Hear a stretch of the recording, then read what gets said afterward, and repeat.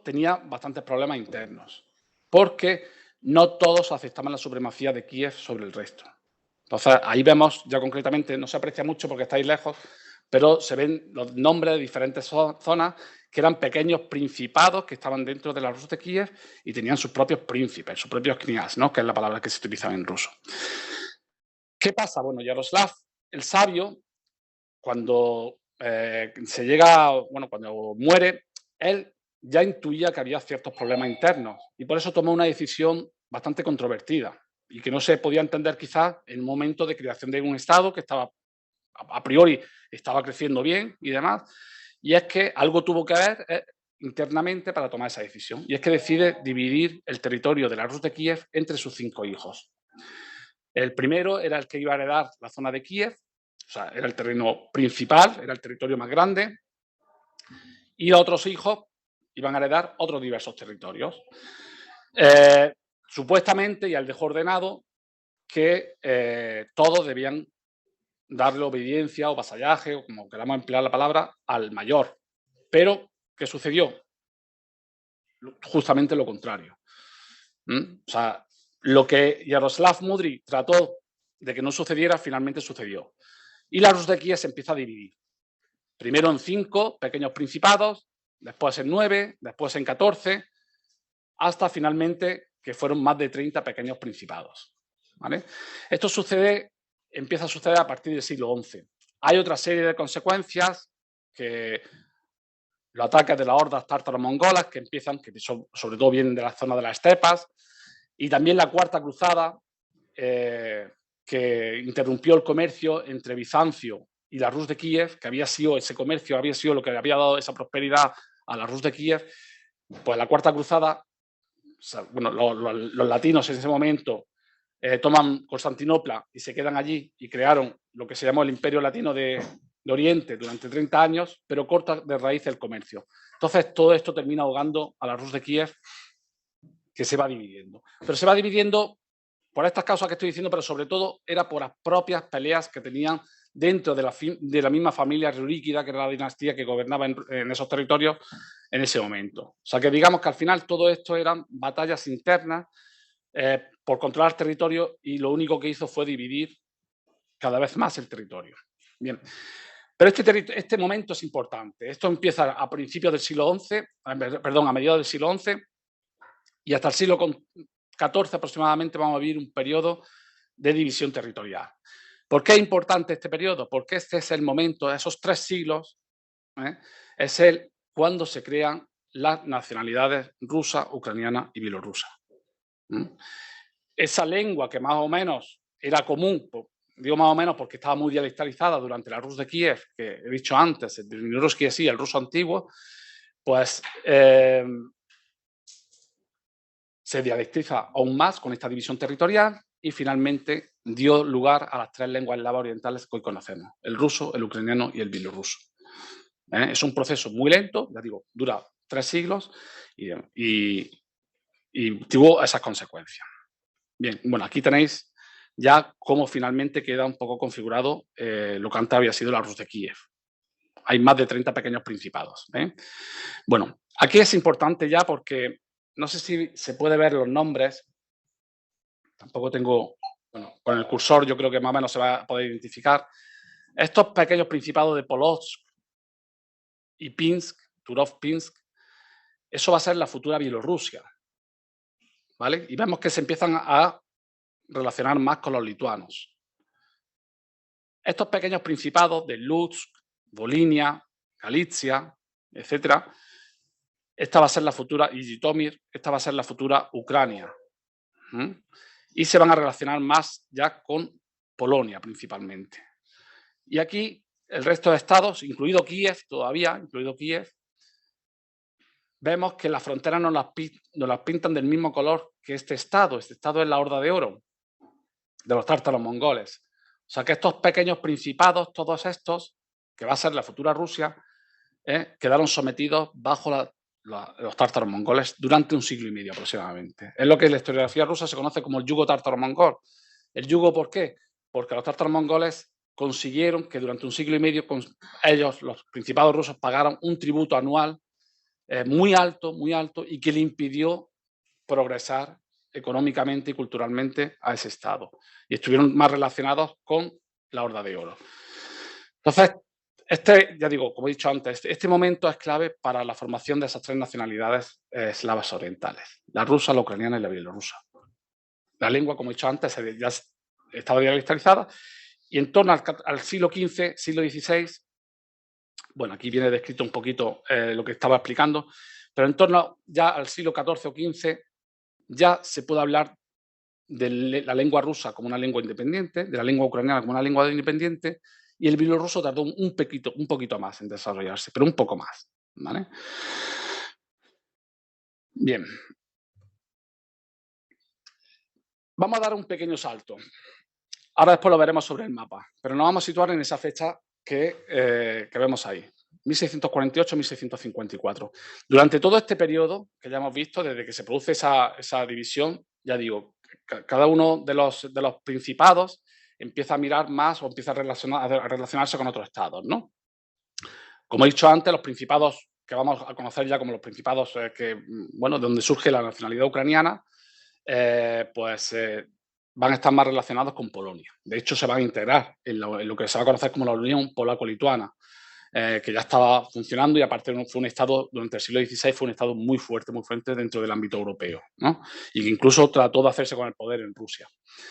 También Rusia en esta época ya se había deshecho hace tiempo, a final del siglo XIV, se había deshecho del vasallaje que habían pertenecido a los tártaros mongoles, se habían deshecho de ellos y habían también comenzado su desarrollo. Y aparte, Rusia había crecido, en muy poco tiempo había crecido muchísimo. Bien. ¿Qué pasa? Bueno, pues los territorios que ya vamos a empezar a conocer como los ucranianos, todavía la Ucrania no existía como nación, es verdad que ya se empezaba a tomar conciencia de nacionalidad y es verdad que la lengua ucraniana ya existía, pero estaban dentro de la Unión Polaco-Lituana. Y no estaban, digamos que no se sentían demasiado a gusto en ese estado. ¿Por qué? Básicamente pues hay varias razones. Primero porque los polacos y los lituanos eran, digamos, dentro de la Unión Polaco-Lituana, digamos que eran como, vamos a decirlo, como ciudadanos de primera, y después había otros pueblos, como los bielorrusos o ucranianos, que digamos que eran como una clase inferior. Entonces, esa era la primera razón. Había una razón social y económica por la que los ucranianos no se sentían demasiado a gusto en ese estado. Y también había una cuestión religiosa. Los polacos eran católicos y ellos mismos asumieron el hecho de que tenían que intentar llevar el catolicismo hacia el este de Europa y los ucranianos eran ortodoxos. Ellos tuvieron su origen, o sea, digamos que ellos se acogieron a la fe ortodoxa y no querían asumir el catolicismo. Entonces, digamos que aquí sí se produce una especie de ruptura entre Polonia y ya la que está emergiendo como nacionalidad ucraniana.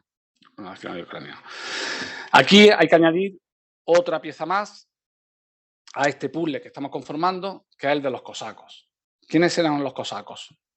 Pues los cosacos era un pueblo que había vivido en lo que hoy es la estepa ucraniana, en el centro y sur de Ucrania, y también la estepa rusa. Pueblo muy peculiar, que se había adaptado a vivir en esa estepa, que había sido un territorio, yo le digo a mis estudiantes, les digo que fue un territorio comanche, porque allí era una estepa, o sea, era un espacio totalmente abierto, sin ningún impedimento geográfico ni nada, y por lo tanto era un sitio donde estuvo en disputa durante muchísimos siglos. Y los cosacos pues, se acostumbraron a vivir en ese clima bélico constante y muchas veces funcionaron como mercenarios, se vendían a uno u otros pueblos y ellos buscaban, pues eran grandes guerreros y lo que buscaban eran ciertas recompensas cuando ganaban las batallas. Bien. Yo creo que a lo mejor lo vamos a ver sobre el mapa. Aquí, bueno, ya tenemos la nueva configuración. Aquí está la Unión Polaco-Lituana. Aquí estaría integrada ya los territorios que habían, bueno, donde los bielorrusos se estaban formando y los ucranianos también se estaban formando. Y aquí ya vemos incluso, bueno, ya lo que se conoce como el Principado de Moscú, cómo ya ha crecido. Ya llegaba prácticamente a los Urales. Y aquí están los cosacos de Zaporozhye, que es el pueblo de los que estoy hablando.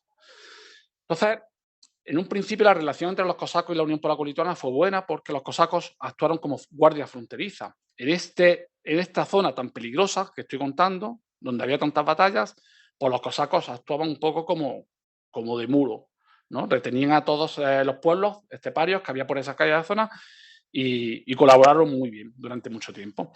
Pero hubo un momento, parece ser de ruptura, porque los príncipes polacos parece ser que no pagaron lo prometido durante una batalla. Entonces ahí rompieron. Aparte ya lo que he comentado antes, de que estaban tratando de imponer el catolicismo y también incluso la propia lengua polaca. Entonces los cosacos de Zaporozhye hubo un momento que deciden romper con los polacos y consiguen el primer momento de independencia.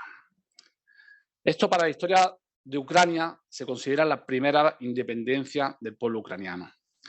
Lo tenemos aquí, más o menos coincide, si nos pusiéramos con el curso del río Dnieper, mirando hacia el sur, pues todo lo que es la orilla izquierda del río Dnieper. Bien, ya digo, es el primer momento de independencia, por lo menos lo que en Ucrania se considera el primer momento de independencia. Duró tan solo 6 años, de 1648 hasta 1654, y el protagonista de toda esta historia fue el Bogdan Khmelnytsky, que era un jefe cosaco y que fue el que, ya digo, dio la primera independencia a Ucrania. ¿Por qué dura tan solo 6 años? Bueno, pues la explicación es porque el propio Bogdan Khmelnytsky, él entiende que con esos vecinos tan fuertes que ya tenía, por un lado el Principado de Moscú y por otro lado la Unión Polaco-Lituana, no tenía la capacidad de crear una estructura de Estado. Y en ese caso prefirió firmar un tratado con el zar ruso, con el zar Alexei Romanov, para que estos territorios se unieran a Rusia. ¿Por qué a Rusia? Porque, bueno, venimos diciendo que ellos se separan de Polonia y deciden unirse a Rusia. Al fin y al cabo eran ortodoxos y eso pudo influir bastante. Y ya digo, sobre todo porque él pensaba que no tenía la capacidad para mantenerse en ese ámbito geográfico como independiente, ¿vale? Y ya digo, entonces se puso, voy a intentar poner un poquito más grande. Bueno, aquí lo tenéis, ¿vale? Sería este territorio, pero firmó un acuerdo donde esos territorios iban a ser autónomos dentro de Rusia. O sea que los cosacos iban a tener la capacidad de autogobernarse. ¿Vale? Insisto, esta para los ucranianos fue la primera vez que tuvieron una independencia propia. ¿Vale? Y estamos hablando de mediados del siglo XVII. ¿Qué consecuencias tuvo esto? Bueno, pues quizá esa es la explicación por lo que en Ucrania existe una zona más rusoparlante y otra zona ucranioparlante. Porque es verdad que los cosacos hablaban ucraniano, de hecho ahí tenemos varios escritos y están escritos en ucraniano, pero a partir de ahora van a estar más ligados a Rusia. Sin embargo, la otra zona de la actual Ucrania, que sería toda esta, todavía va a estar integrada en la Unión Polaco-Lituana. Y esa va a ser la zona más ucranioparlante. Ya en esta época el ucraniano existía y se utilizaba y demás. Es verdad que como al no tener un Estado propio, pues muchas veces no encontraba quizás el ámbito para desarrollarse todo lo bien que quisiera. De hecho, por ejemplo, la literatura ucraniana empieza a desarrollarse un poquito más tarde que el resto, por este motivo principalmente, ¿vale? Bien, bueno, perdón. Voy a pedir que miráis otra vez este mapa, que veáis sobre todo la Unión Polaco-Lituana, ¿vale? Y la zona de Ucrania. ¿Y qué pasa después? Que aquí la Unión Polaco-Lituana ha desaparecido. Esto sucedió a final del siglo XVIII, con Catalina II la Grande. Tampoco no tenemos mucho tiempo, pero la Unión Polaco-Lituana, por una serie de razones, después de la Gran Guerra del Norte, a principios del siglo XVIII, entra en una gran crisis económica y sus tres vecinos, Prusia, Austria y Rusia, sin contar prácticamente con los polacos, a los que sobre todo a su clase dirigente tenían más o menos comprados, pues en 3 particiones hicieron que Polonia, la Unión Polaco-Lituana, desapareciera del mapa. Y con ello, tanto los territorios bielorrusos y ucranianos que estaban dentro de la Unión Polaco-Lituana. Entonces, esos territorios van a pasar a formar parte o bien de Rusia, o bien de Prusia, o bien de Austria, de la monarquía austriaca. En el caso de Ucrania, pues la gran mayoría de esos territorios pasan ya a formar parte de Rusia. Solamente hay un pequeño territorio de la Galicia ucraniana actual, la actual zona de Lviv o Leópolis, como está saliendo ahora en las noticias y demás, que se integra en la monarquía austriaca. Todo lo demás ya va a formar parte de Rusia. Se llama un periodo también clave porque, bueno, Catalina II, con este territorio nuevo, ya no solamente con Ucrania, sino también la parte de Crimea, que esa se la quitó a los tártaros mongoles, que eran quienes dominaban esta península, pues adoptó una política de rusificación de este territorio. Y aparte fue una rusificación bastante fuerte. Y eso lo único que hizo fue, digamos, alterar los ánimos de toda la gente que vivía en esa zona, que ya sí, a partir del siglo XIX, empieza a luchar por la visibilidad de su lengua, de la lengua ucraniana, e incluso más adelante ya, sobre todo en la segunda mitad del siglo XIX, incluso ya políticamente, intentando conseguir cierta independencia. Eso no solamente va a suceder con Ucrania, sino también va a suceder con los territorios polacos, que están dentro del Imperio Ruso, también va a suceder incluso, aunque en menor medida, con las repúblicas bálticas, ¿vale? Y también con Bielorrusia, aunque sobre todo los nacionalismos más activos dentro del Imperio Ruso van a ser el polaco y el ucraniano. Bien, damos otro pequeño salto y nos vamos ya a la primera mitad del siglo XX. La Primera Guerra Mundial fue un desastre para todos, también para Rusia, lógicamente. El pueblo ruso no entiende los beneficios de una guerra en ese sentido, o sea, y eso nos lleva, como sabéis, a la Revolución Rusa. Primero la de febrero, que consigue la abdicación del zar, y después la de octubre, donde los bolcheviques se hacen con el poder. Hay una guerra civil en Rusia, donde los territorios de Ucrania fueron bastante activos también. Hubo un frente ahí bastante importante. Pero bueno, finalmente sabéis que los bolcheviques consiguen, o el ejército rojo ya consigue vencer al ejército blanco, y en 1922, justamente ahora se cumple un siglo, se crea la Unión de Repúblicas Socialistas Soviéticas. La Unión de Repúblicas Socialistas Soviéticas, precisamente, algunos de los fundadores fueron la República Socialista Soviética de Rusia, la República Socialista Soviética de Bielorrusia y la República Socialista Soviética de Ucrania. También la República Socialista Soviética de Transcaucasia, ¿no? El Cáucaso. Era los que formaron la primera, por lo menos la primera parte de la Unión Soviética. En Ucrania ya hubo un fuerte debate interno sobre su integración en la Unión Soviética. ¿Por qué? Porque había un sector, sobre todo el sector más occidental, precisamente lo que estoy haciendo referencia de Lviv, de la zona de Lviv, donde surgen ciertos movimientos nacionalistas ucranianos que no querían su integración en la URSS. Y fueron bastante activos. Lo que pasa es que finalmente se integraron, ¿vale? Segunda Guerra Mundial. Aquí hay un momento importante, porque, bueno, como sabéis, los nazis deciden invadir la Unión Soviética, y ahí, en la parte de Ucrania occidental, hay ciertos movimientos muy ligados a ese movimiento nacionalista que he dicho antes, que parece ser que ayudaron a los nazis. Claro, aquí es una de las cosas que se utiliza para decir lo de Ucrania es nazi, ¿no? O por lo menos aquí está el origen, ¿no? Es verdad que ellos estaban luchando por salirse de la Unión Soviética. Y bueno, y apoyaron a los nazis. Ahora, de ahí, aunque este tema me imagino que después saldrá en el debate y demás, de ahí a decir que Ucrania es nazi, pues va un trecho importante, ¿no? Es verdad que ellos apoyaron a los nazis, pero su objetivo era conseguir su independencia dentro de la Unión Soviética y demás. Pero bueno, eso me imagino que ahora después lo hablaremos. Bien, época de Stalin. Stalin tuvo un episodio triste, quizá un poco por venganza por ese camino que habían tomado ciertos sectores políticos ucranianos, y también incluso después de la Primera Guerra Mundial. Sí, me estoy situando un poquito. En los años 20, con estos movimientos que no quisieron integrarse en la Unión Soviética, digamos que Stalin quiere castigarlo de alguna forma, ¿no? Y en los años 30, pues está el famoso Holodomor, que también se está hablando mucho de este momento. ¿Qué fue eso del Holodomor? Bueno, pues Stalin, como hubo sobre todo ciertos propietarios agrarios de Ucrania que se negaban a que sus propiedades se privatizaran, perdón, se hicieran de carácter público, ¿no? Pues digamos que se rebelan contra este tipo de política y Stalin los quiere castigar.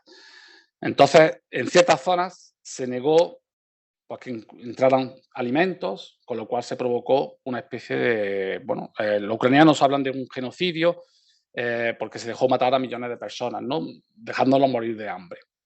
¿Vale? Caso que esto está ya demostrado que pasó así y fue un castigo muy severo, muy severo. Entonces, claro, todo esto lo único que hacía también era alimentar más el nacionalismo ucraniano, lógicamente. Bien, con la llegada de Khrushchev cambia toda la política. ¿Qué pasa? Khrushchev había hecho carrera política dentro del Partido Comunista Ucraniano, dentro de la Unión Soviética. Khrushchev conocía todo lo que había sucedido en la época de Stalin. De hecho, se inicia un periodo de desestalización, ¿no? de su política. Empieza incluso a hacer públicos ciertos elementos que eran... Pero vamos, es cuando se empieza a conocer lo que había hecho Stalin realmente, ¿no? Y él también, de alguna forma, pues quiere compensar al pueblo ucraniano. Entonces, cuando se produce, el tercer centenario del Tratado de Preslav, que fue ese que integró a Ucrania, a la Ucrania oriental en Rusia, lo que he explicado antes de los cosacos, ¿no? Pues decide, y utilizo términos que se utilizaban entonces, regalar Crimea a Ucrania basándose en la hermandad entre el pueblo ruso y ucraniano. Claro, en aquellos momentos era impensable que la Unión Soviética se iba a desintegrar. Entonces pensaban, bueno, ¿qué más da que esté en Rusia, que esté en Ucrania? Vamos a seguir siendo un Estado, históricamente, el Estado soviético. Y eso fue lo que pasó. Llega los años 80, ya voy un poquito más rápido porque tampoco... yo entiendo que todo eso más o menos lo conocéis. Llega los 80, la perestroika, y llegamos al año 91, en el año que cae la Unión Soviética. Primero hubo un golpe de Estado en el mes de agosto del año 91 y después de ese golpe de Estado sabemos que en poco más de 3 meses la Unión Soviética, lo que había sido un Estado... Bueno, la Guerra Fría ya sabemos todo lo que supuso, ese enfrentamiento con Estados Unidos, o sea, estamos hablando de una nación muy importante que se desintegra en apenas 3 meses. Concretamente, el 8 de diciembre del año 91 se firma el Tratado de Belo-Bella y las 3 repúblicas que he dicho antes que formaron la Unión Soviética fueron las 3 repúblicas que también decidieron acabar con la Unión Soviética. O sea, Ucrania, Rusia y Bielorrusia fueron los que firman ese tratado, que de hecho fue lo que hizo caer a la Unión Soviética. Los años 90, el Pacto de Varsovia se desintegra, Ucrania, Rusia y Bielorrusia comienzan una nueva etapa, ya como países independientes. No lo he dicho, se me ha olvidado decir, pero durante la Primera Guerra Mundial, al final de la Primera Guerra Mundial, Ucrania también tuvo durante unos meses una pequeña independencia, pero le duró eso, unos pequeños meses solamente. Fue la segunda vez que tuvo una independencia propia. La tercera sería a partir de ahora, a partir del año 91. Y ha sido el periodo más largo de independencia que ha tenido Ucrania nunca, ¿no? Como digo, ellos comienzan una nueva etapa.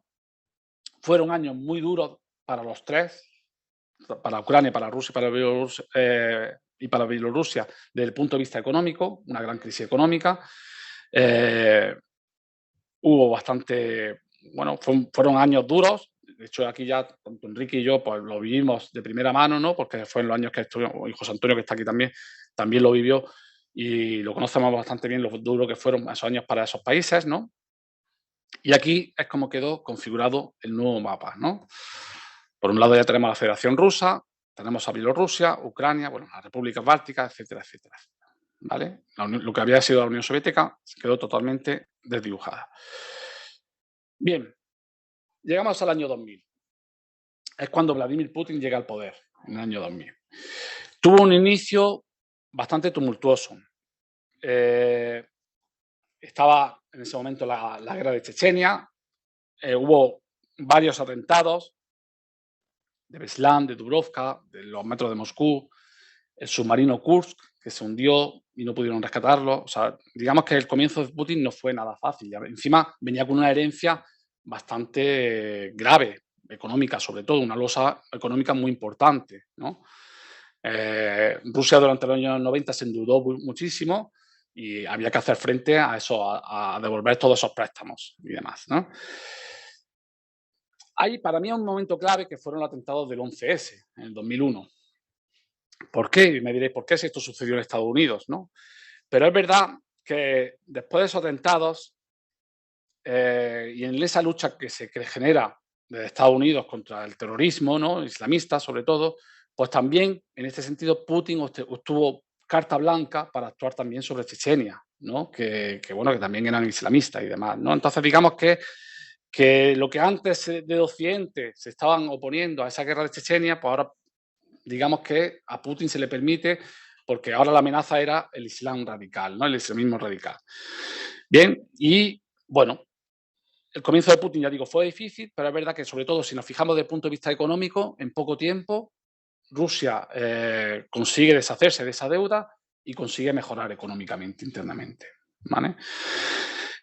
En el 2007 dejó dicho un discurso que ahora se está aludiendo mucho a él, porque, bueno, la verdad que si se analiza lo que dice en ese discurso, pues, y viendo lo que ha sucedido después, parece que dejó muy claras cuáles eran sus intenciones, ¿no?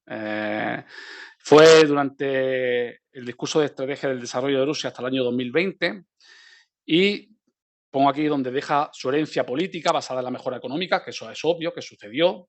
Sobre todo el segundo mandato de Putin hubo una mejora económica muy importante del 2004 al 2008. Condena la expansión de la OTAN. No olvidemos que en este momento es cuando George Bush propuso hacer el escudo antimisiles, que sobre todo estaba en las zonas de la República Checa y Eslovaquia y Polonia y demás, y advierte sobre esto que Rusia tiene y tendrá la respuesta ante los nuevos desafíos que se le están planteando. Bien, es verdad que desde mi punto de vista esa propuesta del escudo antimisiles de la OTAN pues era un grave error. Era un grave error. Finalmente no se llevó a cabo porque Barack Obama, cuando accedió al poder, lo desechó, esa idea. Pero en el 2008, aquí no sé si sabéis esa historia, pero Putin no podía estar más de 2 mandatos. Entonces, de 2008 a 2012, digamos que cede por 4 años la presidencia a Dmitry Medvedev y él pasa a ser primer ministro de Rusia para después volver. Bueno, pues durante esos nada más ceder Dmitry Medvedev al poder, lo primero que se encuentra es con un conflicto en Georgia. Georgia, en un acto de valentía por parte de su presidente, porque decidió anunciarlo a bombo y platillo, que iba a pedir la solicitud de entrada a la OTAN, cuando ni siquiera la OTAN le había dicho que podía hacerlo.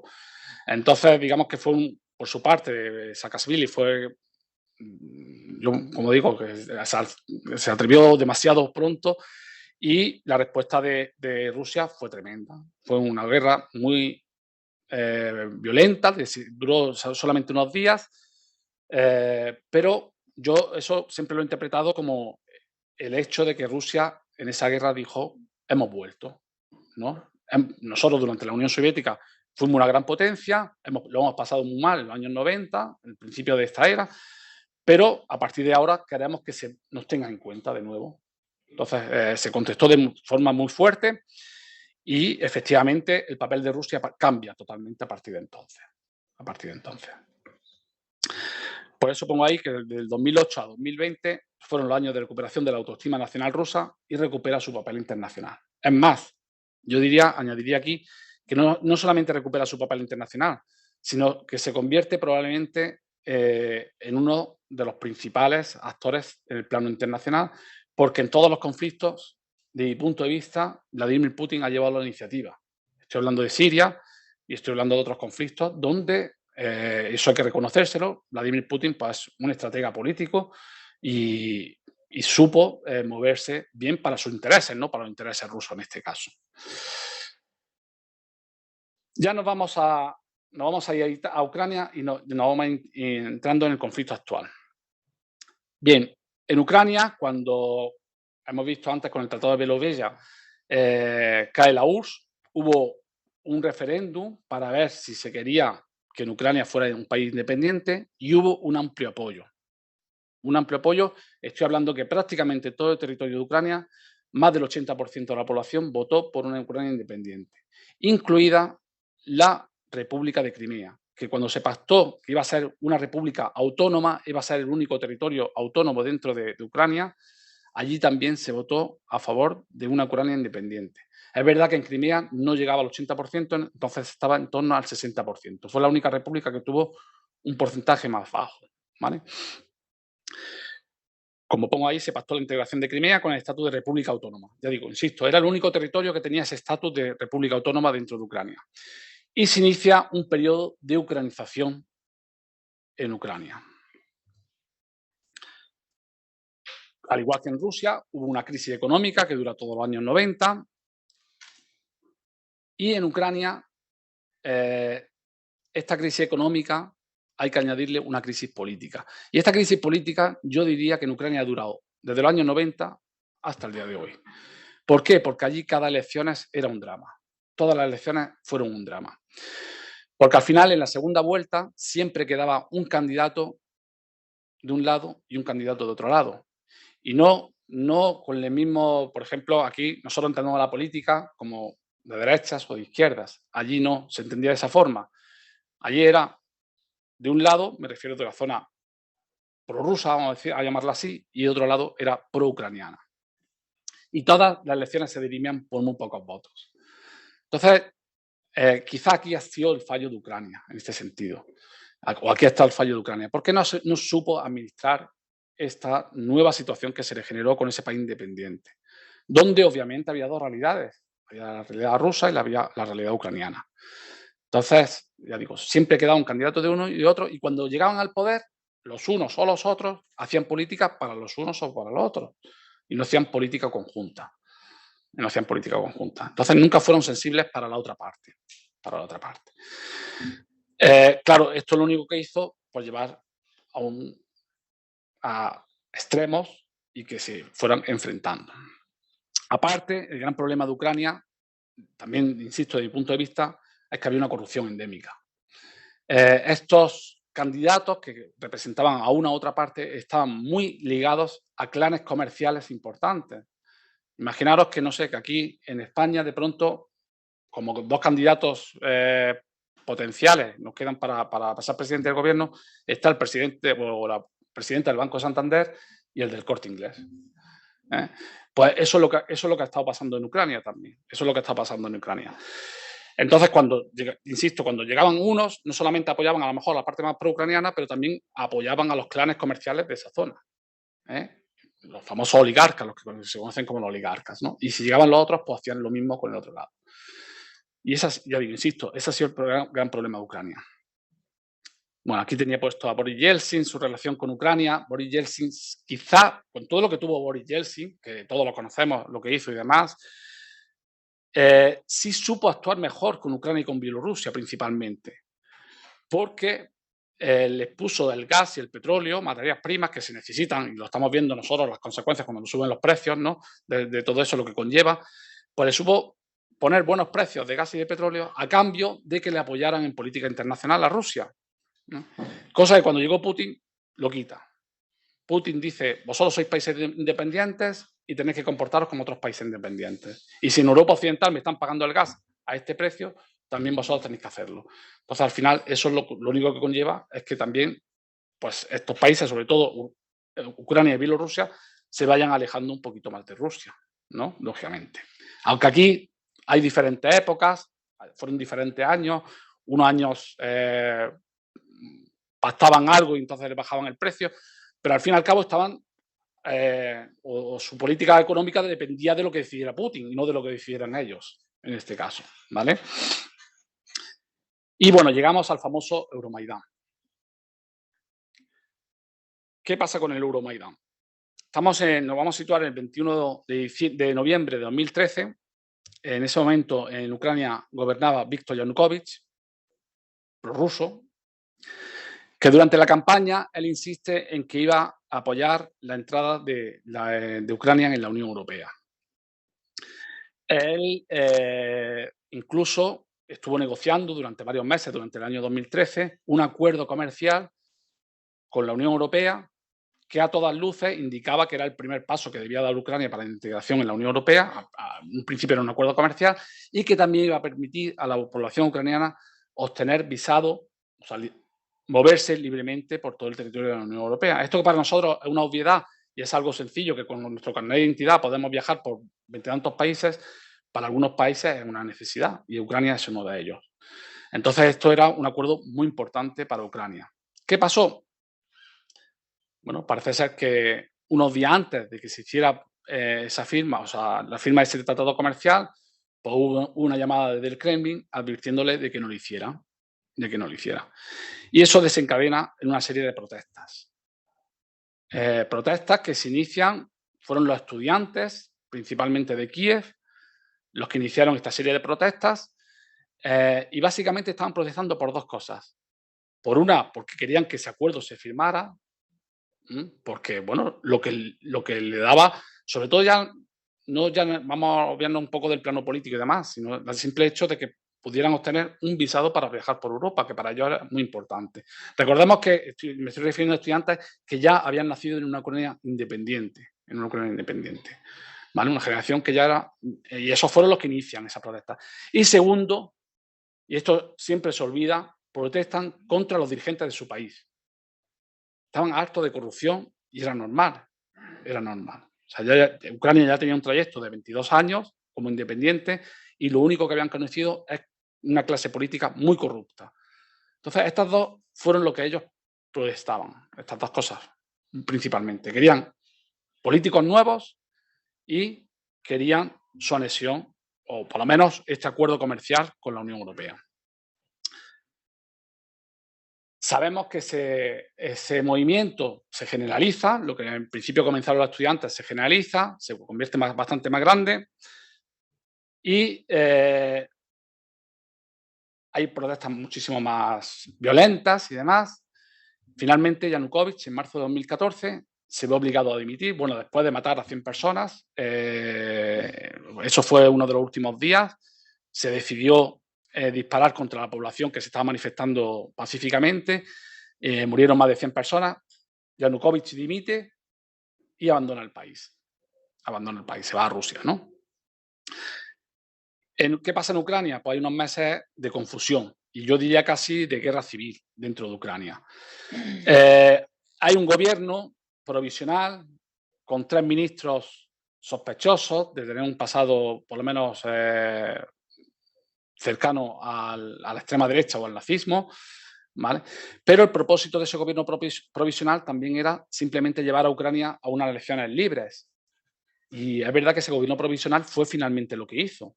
3 meses después hubo unas elecciones libres en Ucrania, que ganó Poroshenko. Entonces, pero esos 3 meses de, bueno, como digo, de confusión, de no haber un gobierno estable, pues fue lo que aprovechó Putin para ocupar primero Crimea, de la forma que todos sabemos cómo se hizo, y también en el Donbass hubo 2 provincias que se autoproclaman independientes.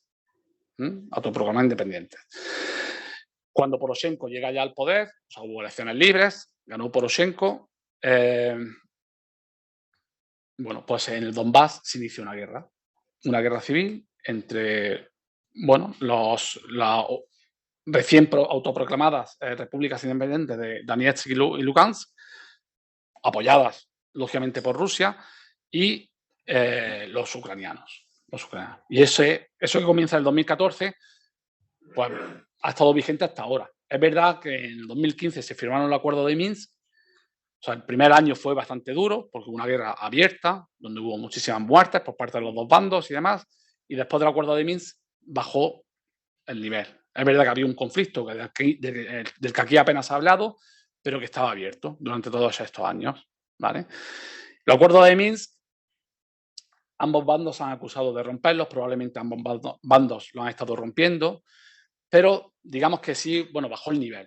¿Hasta cuándo? Pues hasta, bueno, aquí tenéis dibujado un poquito las zonas, ¿no? Crimea ya pasó a formar parte de Rusia, aunque prácticamente ningún estado del mundo lo ha reconocido, solamente Bielorrusia, que yo sepa, y aquí estaba la zona del conflicto, ¿vale? ¿Cuándo se empieza a originar la situación actual? Pues bueno, en otoño de 2021 es cuando ya se ve que Rusia ha movilizado sus tropas, ¿no? Y la ha situado, sobre todo, principalmente, en un primer momento, en la frontera con Ucrania. En este invierno pasado, comienza la tensión entre Rusia y Occidente, porque bueno, fue ya cuando Estados Unidos ve que hay casi 200.000 soldados movilizados y que se podía producir lo que finalmente se ha producido, y comienza la tensión, que bueno, eso todos lo hemos vivido, ya lo sabéis. Estados Unidos aquí adoptó un papel más beligerante, aunque finalmente acertó con el pronóstico de lo que estaban diciendo que se iba a producir. Y Rusia al principio lo negaba, decía que no se iba a producir lo que finalmente se produjo, ¿no? Y bueno, Estados Unidos y la OTAN entran de lleno en este conflicto, aunque bueno, ellos en parte solamente con estas declaraciones, sobre todo, ya digo, Estados Unidos quizás fueron aquí los más beligerantes en este sentido, y la OTAN pues también hace diversas manifestaciones. En enero del 2022 se inicia una tensa y difícil escalada política. Desde la Unión Europea se trata de que no se produjera lo que finalmente se produjo y llegamos a la situación actual, ¿no? Entonces, bueno, para acabar y ya para daros la palabra, por si tenéis alguna pregunta o lo demás, y ya digo, y esto es opinión personal, el papel que ha tenido cada uno de los contendientes, pues Rusia, desde mi punto de vista, sobre todo desde el año 2008, ahí claramente hay un cambio de política. El nacionalismo ruso ha crecido enormemente, y Putin ha querido darle otro papel y sobre todo que se reconozca internacionalmente pues, como una gran potencia. Él consideraba que la Unión Soviética o el final de la Unión Soviética, él mismo lo ha dicho, que fue la peor caída desde el punto de vista estratégico que ha sufrido un país nunca, y quería quizás recuperar pues, ese territorio perdido. Estoy hablando de territorio, no de políticamente hablando, porque lógicamente él no quería recuperar el papel de la política soviética, lógicamente, sino simplemente el territorio. Ya digo, el nacionalismo ruso ha crecido muchísimo en estos últimos 15 años aproximadamente, y sobre todo también viendo los medios rusos y demás, pues sí es verdad que se ha vendido una política antioccidental en muchos sentidos, ¿no? Como que en Occidente pues, no hay moralidad. Por ejemplo, cuando se aprobaban aquí los matrimonios entre gays y lesbianas, eso lo veían como una aberración, etcétera. Todo ese tipo de cuestiones, ¿no? Estados Unidos y la OTAN. Bueno, a Estados Unidos todo esto siempre le pilla con ventaja porque están muy lejos. Entonces siempre actúan un poco como que echan leña donde quizás no deban echar. Es verdad que finalmente acertaron en sus predicciones. Yo mismo, unos días antes de una conferencia similar a esta, y yo dije que no pensaba que se iba a producir la invasión, entre otras cosas porque yo pensaba que a Rusia mismo no le interesaba hacer esa invasión. Y sigo pensando que Rusia se ha equivocado con esta invasión. Pero bueno, eso ya digo también es personal. Y Estados Unidos y la OTAN, ya digo, Estados Unidos quizás, pues eso, como le pilla lejos, ellos actúan un poco como para echar leña al fuego. La OTAN, bueno, pues aquí podemos discutir. Ha habido ciertos momentos, lógicamente la política de la OTAN en ciertos conflictos, pues para mí también ha sido un desastre, ¿no? Todo lo que se hizo en Irak, en los Balcanes y demás, pues para mí fue un desastre. Y yo creo que, bueno, que aquí mismo en Granada hubo manifestaciones masivas en su momento, a las que asistió mucha gente, yo mismo asistí, por cierto, a mí no me detuvieron, cosa que sí está pasando en Rusia, eso también es una cuestión importante, ¿vale? Pero que me refiero que la OTAN, pues quizás en ciertos momentos se podía haber controlado, pero también que yo sepa, ellos nunca han propuesto a Ucrania entrar en la OTAN. Eso ha sido más bien una petición de Ucrania. Y también hay que ver, que ya digo que más bien yo me considero anti-OTAN, ¿no? Pero también hay que ver que la OTAN mide mucho sus pasos. No olvidemos que, por ejemplo, Ceuta y Melilla no entran dentro de la OTAN. O sea, si cae una bomba en Algeciras, la OTAN está obligada a actuar. Pero si cae en Ceuta, no está obligada a actuar. Y eso lo firmó España cuando entró en la OTAN. Me refiero que la OTAN también mide muchos pasos. ¿Y por qué no firmó eso? Porque obviamente Ceuta y Melilla pues, puede ser un territorio peligroso. Entonces no quiero obligarse a actuar, por ejemplo, ¿no? Respecto a la Unión Europea, bueno, la Unión Europea quizá el fallo es que debía ser un poco más previsora en ciertos aspectos.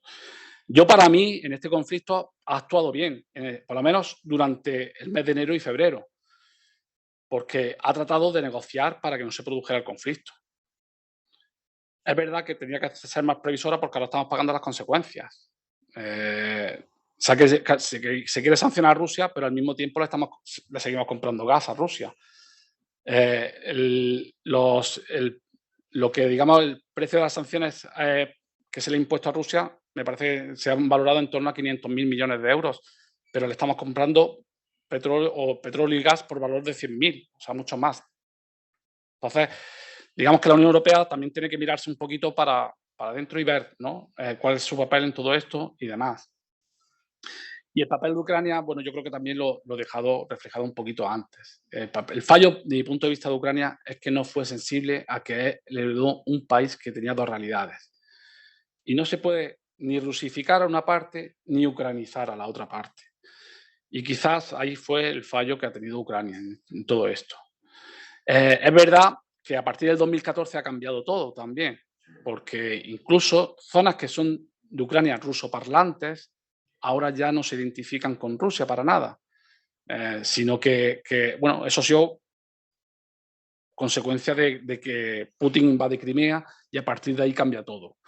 Entonces, zonas que, por ejemplo, Kharkiv en ucraniano, Kharkiv, Odessa, que tradicionalmente eran ciudades rusoparlantes. De hecho, Kharkiv es la tercera ciudad rusoparlante del mundo. Porque en Kiev hay mucha mezcla. Hablan gente ucraniano, ruso y demás. Pero Kharkiv es una ciudad completamente rusoparlante y es la tercera del mundo. Tiene 1,5 millones de habitantes y por lo tanto es la tercera ciudad rusoparlante del mundo. Y sin embargo, ahora en Kharkiv la gente dice, sí, yo soy rusoparlante, pero no quiero perder la independencia de Ucrania. Entonces, desde el 2014 ha cambiado bastante la cosa también en Ucrania. Incluso las zonas rusoparlantes no quieren perder esa independencia de Ucrania. Y está por ver lo que va a suceder. Pero precisamente con estas ciudades rusoparlantes son con las que se está enseñando más Putin. Kharkiv, Mariupol, Odessa está empezando, Gerson, todas esas son ciudades rusoparlantes y son con las que más se están sufriendo los bombardeos y demás. El objetivo de Putin es difícil saber, difícil saber. Yo creo que él está apostando por intentar recuperar para Rusia todo lo que es la franja costera del Mar Negro y del Mar de Azov, porque lógicamente eso te da salida al mar y todas las ventajas que eso implica. Pero bueno, yo creo que eso está por ver. Y bueno, yo creo que lo voy a dejar aquí. Y nada, agradeceros mucho y si hay alguna pregunta, pues con gusto la respondo.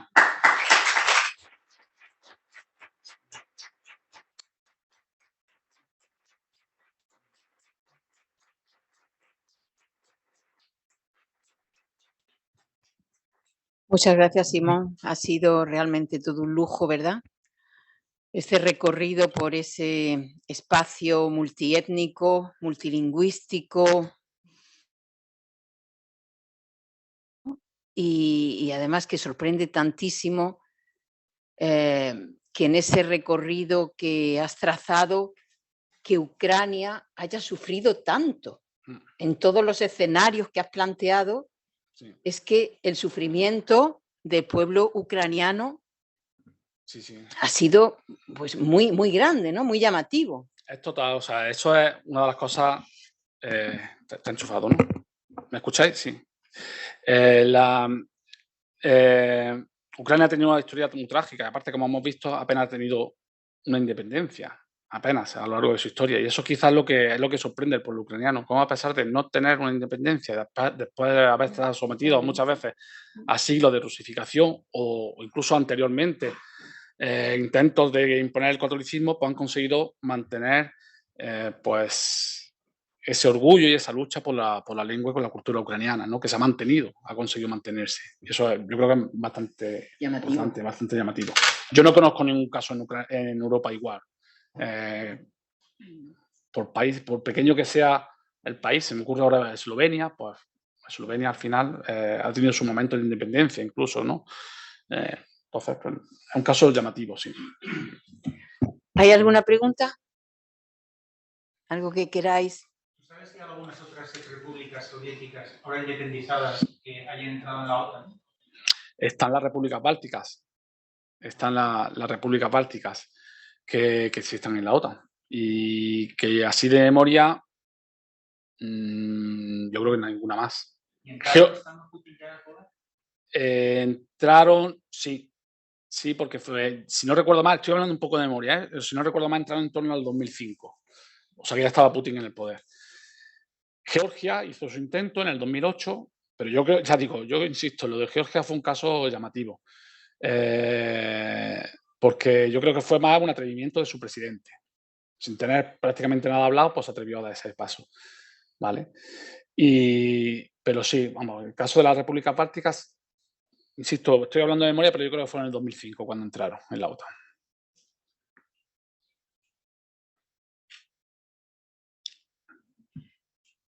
Sí. Creo que es mejor, sí, si no lo escuchan los intérpretes, el micrófono. No sé si está encendido o no.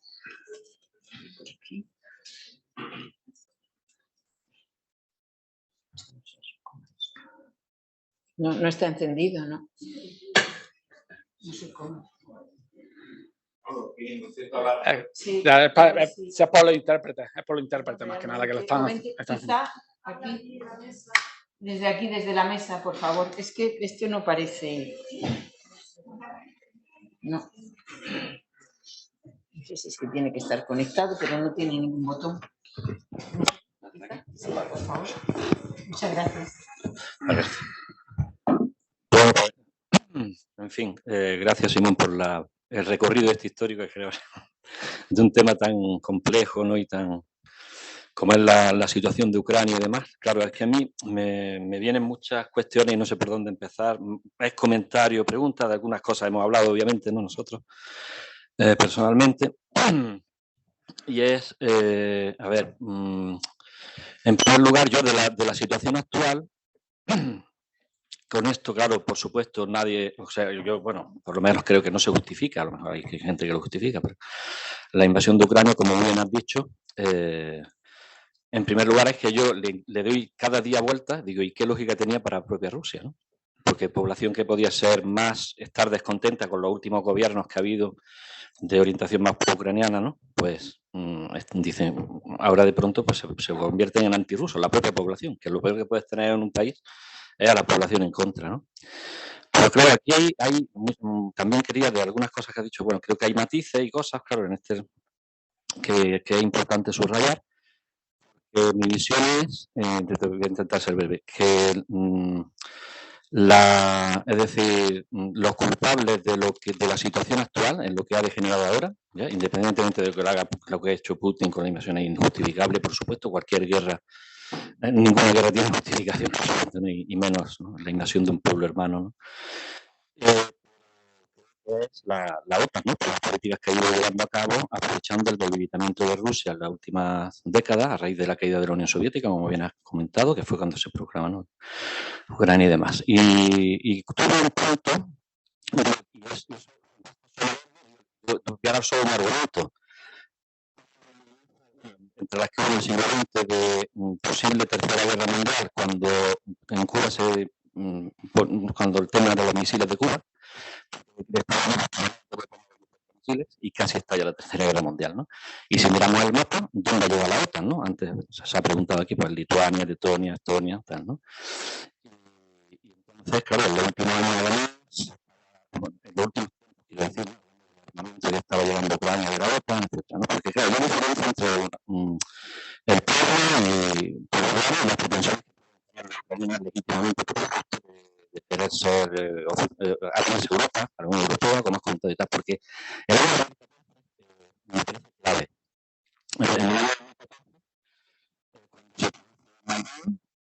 El que había de presidente de la Comunidad, para mí eso fue un golpe de Estado, en toda regla. Independientemente de la intención, o sea, de que el pueblo quisiera europeizar, el que había en el gobierno no satisfacía las peticiones del pueblo, ¿no? Yo siempre diferencio todo lo que es la geopolítica y otras cuestiones, ¿no? Y entonces,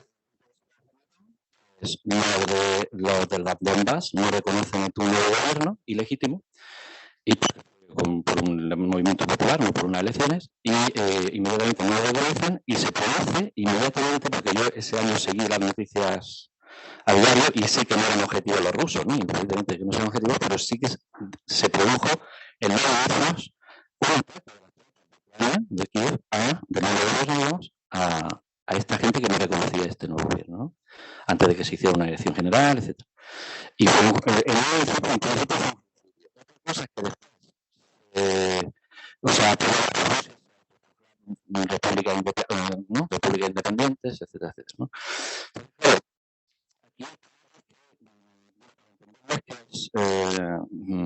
Ucrania está entre dos. Bueno, digo que estamos en la lucha entre, por un lado, la OTAN con Estados Unidos y Rusia, ¿no? Rusia que había venido a menos y con Putin intenta recuperar territorios, etcétera, ¿no? Menos, no tanto. Vale. Y se oye mejor. Vale, vale. ¿Así se oye? ¿Así se oye? ¿Así se oye? Sí. Bueno, a ver, pruebe con este. A ver. Vamos a probar con esto aquí. A ver si ahora sí. Sí. Vale. En fin, es que como me fluyen muchas ideas y cosas, pues no. Voy a resumir, sí. Bueno, simplemente que creo que de todas formas, ¿no? Y yo diferencio entre lo que es, claro, Ucrania se encuentra entre los intereses geopolíticos de una Rusia venida menos y de la OTAN, por otro lado. Pero claro, la presión, la de estas que han llevado, ¿no? Y no solo los grandes magnates, ¿no? Como Soros y demás, lo que tenían montado e instalado en Ucrania también son cosas que son de eso, ¿no? Y de las cosas que has comentado, o sea, también, o sea, por eso digo que lo que se está ocurriendo ahora es inconcebible e inadmisible lo que está haciendo Rusia, por ejemplo, Putin, pero que los culpables en un origen y de que se haya dado lugar a esta situación, para mí, sin lugar a dudas, ha sido Occidente, la OTAN, ¿no? Por este constante aproximación y tocar las narices y debilitar a Rusia, ¿no? Constantemente intentar, cuando sabemos que Ucrania era un territorio muy cercano para ellos, como hemos visto a lo largo de la historia, ¿no? Y entre otras cosas, bueno, de las cosas que están ocurriendo, evidentemente Rusia, yo las noticias rusas prácticamente no las veo porque es una propaganda, como aquí la están denunciando, increíble, ¿no? Pero también es verdad que te regalo qué pasa con los buenos, ¿no? Los buenos de Occidente y de la OTAN, porque hay también informaciones y cosas que no sé, de las que apenas se habla o no se habla, ¿no? Por ejemplo, que en Ucrania hay un movimiento neonazi, y no digo que los ucranianos lo sean, ¿no? Pero que hay un movimiento neonazi muy fuerte que en el 2014 en Maidán quiero decir, dio mucho que hablar, ¿no? Y hizo, sobre todo al atacar a la zona del Donbass, como he comentado antes. Era un inicio, sobre todo, pero que en algunas ciudades, como Mariupol y demás, están utilizando a la población, es decir, no dejan que la población, digamos, civil salga de las ciudades porque en ocasiones están pues disparando a bocajarro a la gente que sale porque no abandone eso y lo utilizan como escudos humanos. Entonces ahí concluyo, ¿no? Digo, también quiero decir, porque el malo ya lo sabemos, el que nos están demonizando en los medios de comunicación, pero ¿y qué pasa con los buenos? ¿No? Que constantemente están mandando armas, haciendo esto. Simplemente es más comentarios, pero bueno, matizando algunas de las cosas que has comentado. Gracias. Bien, bueno, voy a intentar más o menos responder un poquito a todo. Yo, lógicamente, aquí respeto todas las visiones y, lógicamente, tampoco me voy a atribuir yo que lleve la razón, muchísimo menos, ¿no? Yo simplemente por lo que yo he visto, yo conozco el país y demás, y por lo que yo veo y demás.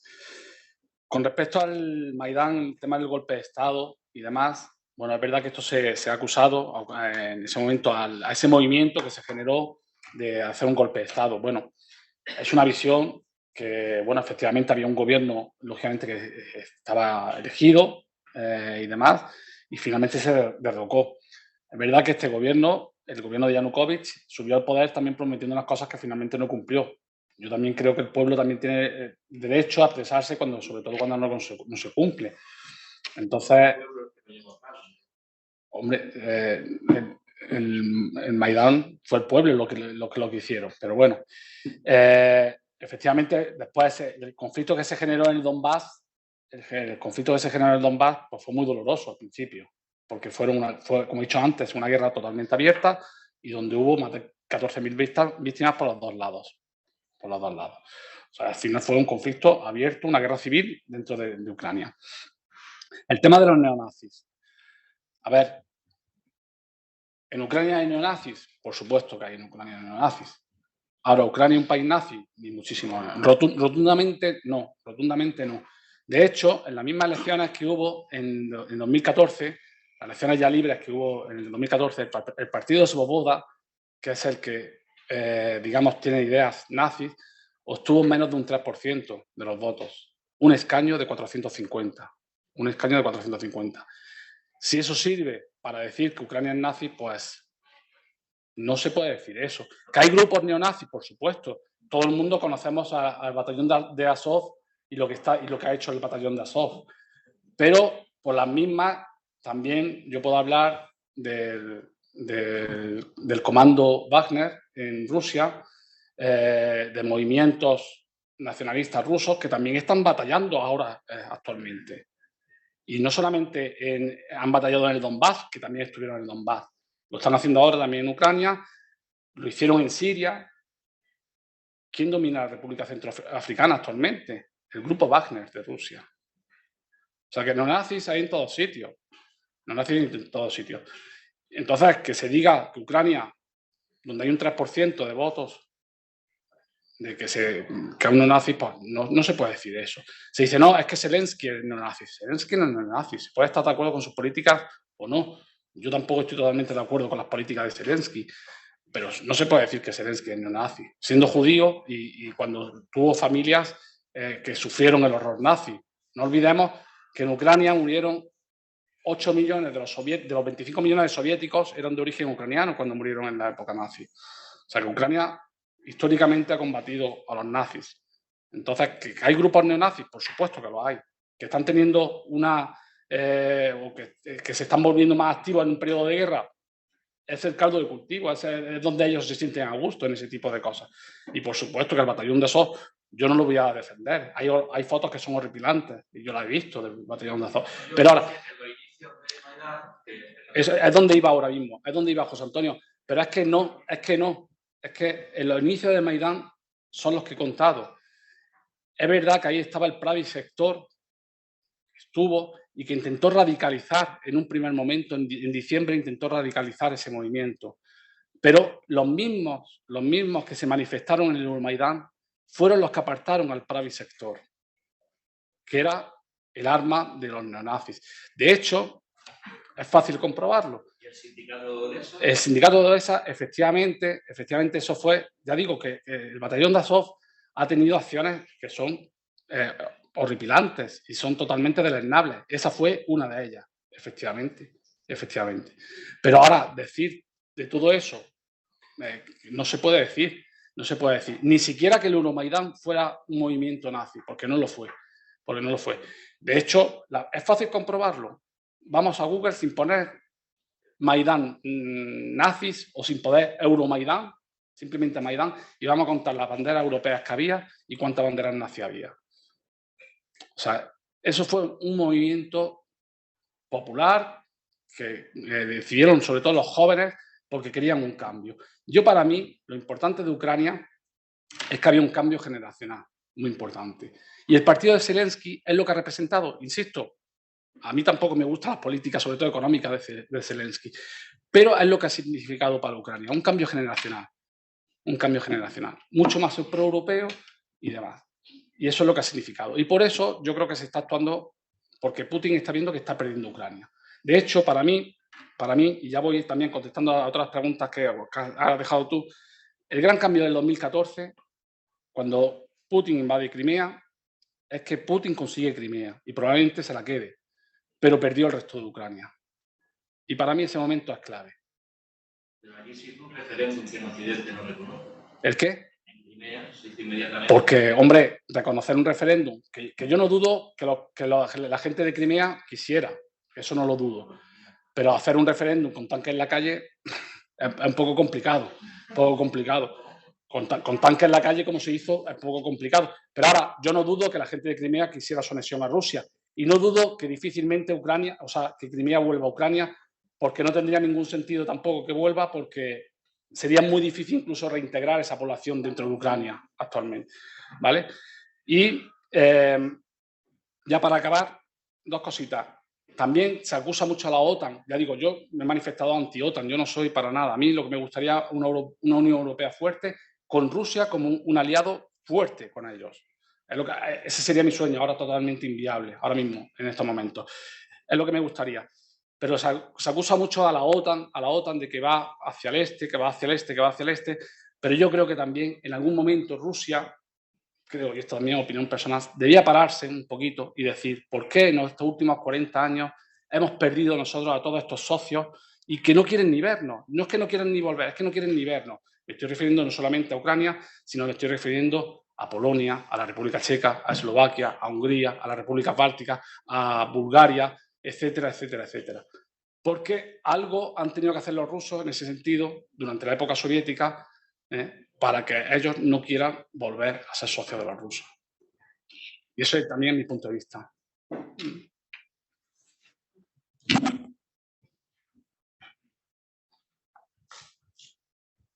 Pues muchas gracias, Simón.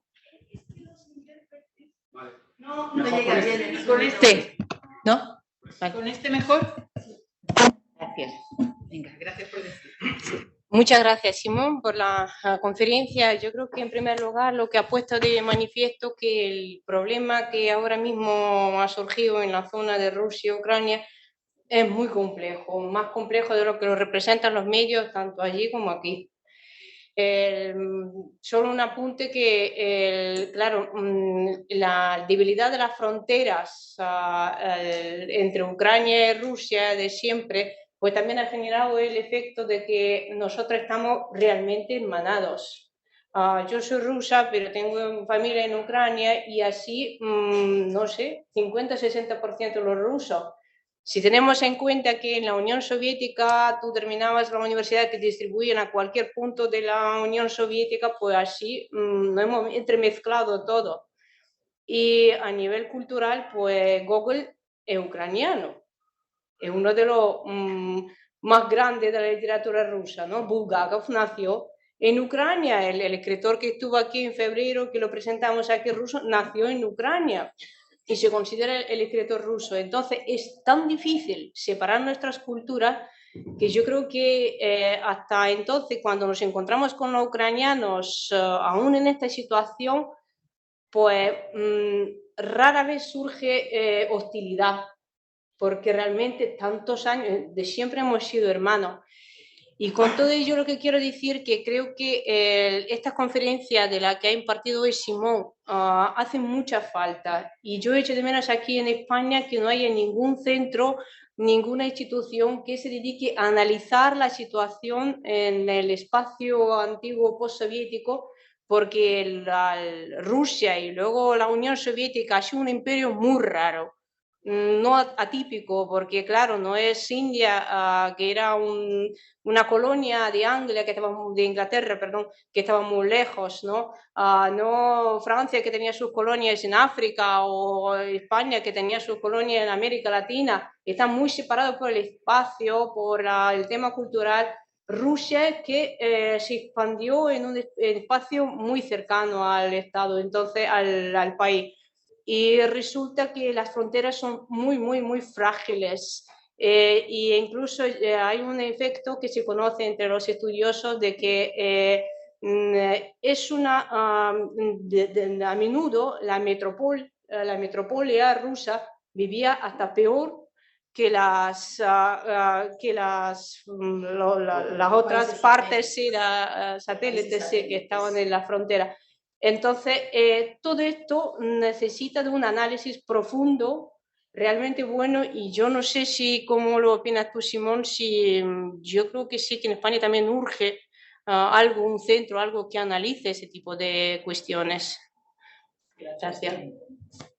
Sí, pues primero agradecerte tu intervención, Nina, porque efectivamente, bueno, yo creo que todos los que conocemos más o menos estos países, yo mismo que estoy viviendo en los dos países en los años 90 y el principio de este siglo, no me podía imaginar nunca que podía haber un conflicto así, de este tipo. Porque aparte, sobre todo también en aquellos años, siempre se hablaba de la hermandad del pueblo ucraniano y ruso y que como que eran primos hermanos. Y efectivamente culturalmente lo son, históricamente lo son. Todo lo que ha venido después ha sido lo que ha conllevado esta diferencia. Y con respecto al tema de un centro quizás que estudie todo esto, pues sí sería muy deseable. Es verdad que a nivel universitario se están ciertos aspectos y que ahora aquí tenemos un ejemplo. Nuestro departamento es probablemente de los más fuertes de filología eslava a nivel internacional, por lo menos de Europa Occidental, de los más fuertes. Pero bueno, pero es que sea necesario. Si es necesario.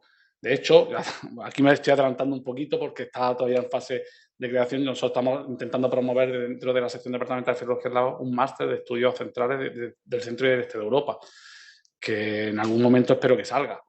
Y quizás sería un escenario bueno para hacer todo este tipo de lecturas y estudios. O sea que esperemos que pueda salir. Bueno, pues tenemos que terminar aquí. Muchas gracias a todos, a los intérpretes, a Simón y a todo el mundo por venir.